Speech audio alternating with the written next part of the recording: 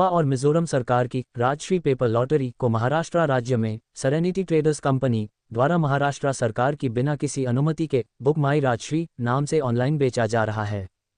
इसके विरोध में महाराष्ट्र राज्य लॉटरी विक्रेता सेना के अध्यक्ष विलास सातोडेकर के नेतृत्व में विक्रोली के Rajshree lottery Serenity Traders company के खिलाफ एक विशाल विरोध प्रदर्शन आयोजित किया। बुक माई राजश्री ऑनलाइन पेपर लॉटरी ने महाराष्ट्र राज्य में वितरकों और लॉटरी स्टॉल धारकों के साथ साथ सड़क पर लॉटरी बेचने वाले अंध लॉटरी विक्रेता के रोजगार पर सवाल खड़े किए हैं। इसलिए इस बुक माई राजश्री ऑनलाइन पेपर लॉटरी को तुरंत बंद किया जाए, ऐसी मांग महाराष्ट्र राज्य लॉटरी विक्रेता सेना की ओर से राजश्री लॉटरी व्यवस्थापक से की गई है।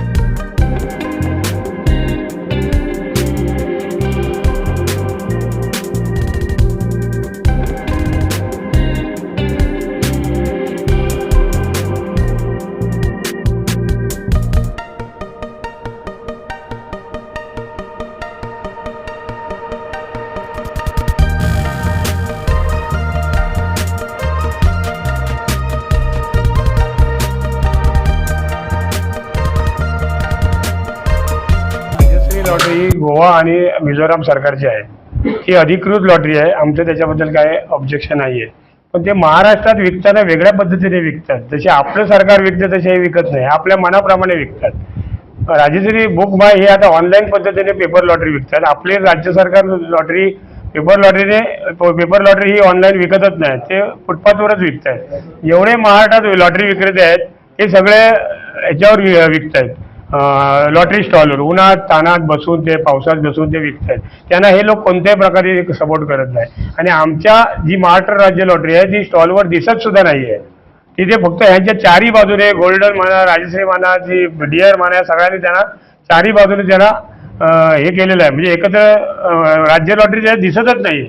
मग एवढ्या प्रकारे हे उधारी देतात, हे रिटर्न घेतात, त्याच्यामुळे ह्यांची तिकीट जाते। लागते काय लागते हा संशोधनाचा विषय आहे। कोण म्हणतो 1 करोड, 100 रुपयात 1 करोड, 5 करोड, 10 करोड। मला सांगा, दिवसाला 3-3 ड्रॉ यांचे 1-1 करोडचे ह्या लॉटऱ्या लागतात कोणाला आणि जातात कुठे?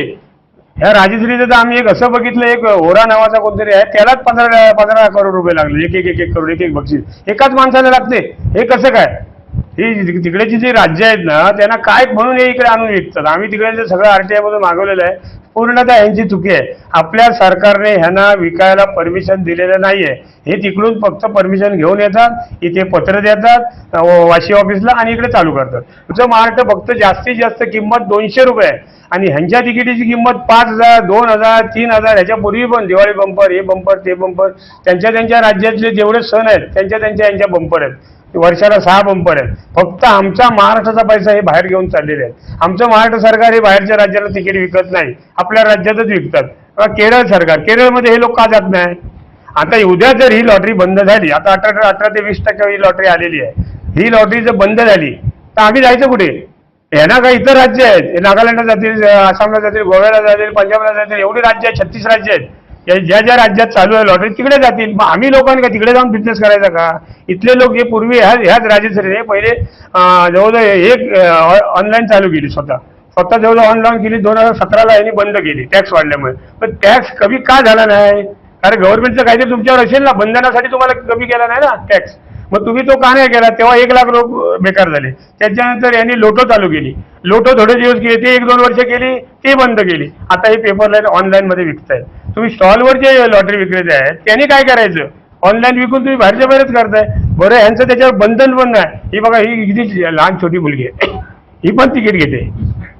हे आता आई वडिलांचे खिशातून पैसे काढून हे लोक काय ऑनलाईन घेतात, मोबाईल घेतात, आई वडिलांचे ते खेळत आहेत। यांचे नियम काय आहेत?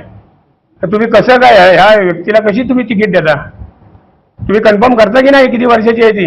8 वर्षाच्या मुलीला पण आमच्याकडे प्रूफ आहे, आमच्याकडे कंप्लेंट दिलेल्या आहेत त्या लोकांनी की आम्ही हे खेळलेलो आहे म्हणून।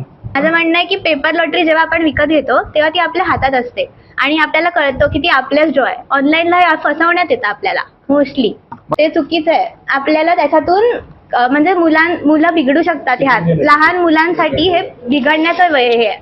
ते त्या चुकीचे मार्गाला लागतात. त्याच्यामुळे हे आपण सगळं बघितलं पाहिजे. ही लॉटरी जर विकली तर ऑनलाईन मिळते, आम्ही हातात घेऊन विकतो किंवा स्टॉल लावतो. तर ही लॉटरी विकताना आजपर्यंत असं झालं की ही लॉटरी आल्यापासून आमचा व्यवसाय बिलकुल ठप्पच झाला. ऑनलाईन तर बंदच व्हायला पाहिजे, पण मला तरी वाटतं राजश्री लॉटरी नकोच इकडे. कारण यांना जर परमिशन नाही म्हणतात, कोणतंही काम करायचं म्हटलं दुसऱ्या राज्यात जाऊन तर इथे परमिशन तर पाहिजेच. आम्ही जाऊन तिकडे करायला गेलो तर परमिशन मिळेल काय आम्हाला? कारण 2 महिन्यापासून उडाउडीची उत्तरं आहेत आणि त्यांनी काय असं आम्हाला असं म्हणजे पर्याप्त असं उत्तर दिलेलं नाही आहे. बुक माय राजश्री हा सर्वात म्हणजे रिटेलरसाठी आमच्या किरकोळ म्हणजे व्यवसाय जे करतात त्यांच्यासाठी घातक आहे. पुढे जाऊन जर यांनी असं जर पुढे ठेवलं तर आमचे जे किरकोळ विक्रेते आहे त्यांना फार प्रॉब्लेम होणार आहे, त्यांच्या कमिशनमध्ये प्रॉब्लेम होणार आहे आणि काही कालांतराने राजश्री आणि डिअर असे जे लॉटरी आहेत त्या लॉटऱ्या फक्त ऑनलाईन करतील आणि आम्ही बेरोजगार होऊ. यांनी जे 2017 जे ऑनलाईन लॉटरी चालू केली, ऑनलाईन लॉटरीच्या माध्यमातून जवळजवळ 1.5 ते 2 लाख माणसं बेरोजगार झाली. ह्या परराष्ट्रीय म्हणजे परराज्यातनं जे लॉटरी आहे ती जर अशीच जर चालू असेल तर महाराष्ट्र राज्य लॉटरी जर बंद झाली तर आम्ही कुठे जायचं? नक्कीच. म्हणजे आम्ही गेले 2 महिन्यापासून या कंपनीशी सतत पाठपुरावा करतोय. कोणतंही लेखी किंवा तोंडी कोणत्याही प्रकारे आम्हाला उत्तर मिळालेलं नाही आहे आतापर्यंत. त्यामुळे हे सगळे विक्रेते आज या ठिकाणी आम्ही जमलोय. आता इथून आम्ही संघटना म्हणून जे ठोक एजंट आहेत जे यांच्याकडून तिकिटी उचलतात यांच्या राज्याच्या, त्यांना जाऊन भेटणार आणि त्यांना सांगणार की ज्या काउंटरला तिकीट विकल्या जात आहेत त्या काउंटरला आम्ही तिकीट ह्याच्यापुढे विक्रेते विकणार नाही. त्यामुळे तुम्ही कंपनीकडून तिकिटी खरेदी करू नका. त्याच्यानंतर हे समजून तर काही विक्रेते असतील ज्यांना त्या पुढे जाऊन राजश्री लॉटरी विकायची असेल तर त्यांना पण आम्ही आमच्या संघटनेच्या पद्धतीने समज देऊ. म्हणजे ऑनलाईन राजश्री बंद नाही आली तर तुम्ही हे नक्कीच. कारण त्यांना रस्त्यावरती लॉटरी विक्रेताच नकोय. त्यांना मोबाईल थ्रू ऑनलाईनच विकायची आहे लॉटरी. मग त्यांना तर ते करू दे त्यांच्या पद्धतीने, आम्ही आमच्या पद्धतीने करू.